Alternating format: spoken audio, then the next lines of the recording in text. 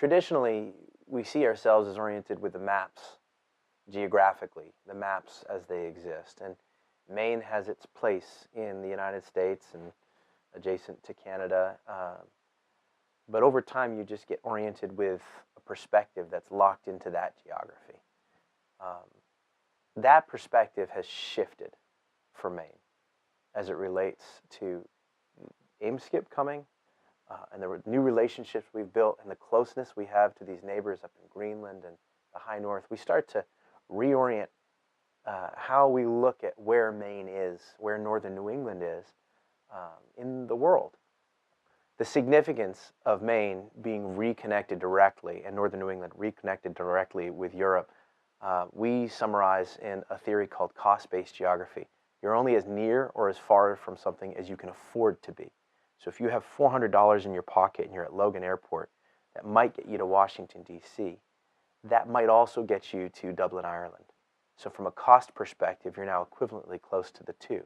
AIM-SCIP bringing liner service to Maine makes northern New England as close to Tromsø, Norway, north of the Arctic Circle, as we are to southern New Jersey. And that opens up new market opportunities. And that's exactly what we've been developing. The social component of developing opportunities in trade relationships over this network has been the most gratifying aspect of what we're doing. When you're developing relationships out of mutual respect and mutual opportunity, putting food on the table on both sides of the pond, you start to get to know the needs of the people that you are collaborating and working with. And in northern Norway, in Iceland, and in Greenland, we have found such diversity of needs, of opportunities, and of culture.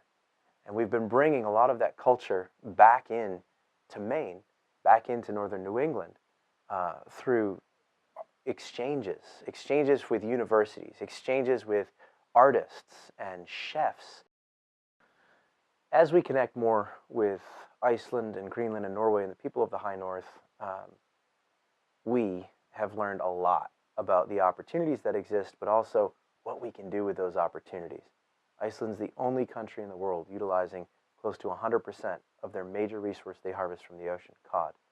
And they've taken the waste resources that they previously threw out, and they've gotten into pharmaceuticals and biomedical products and all these things that extend the margin so much higher than the fishery alone.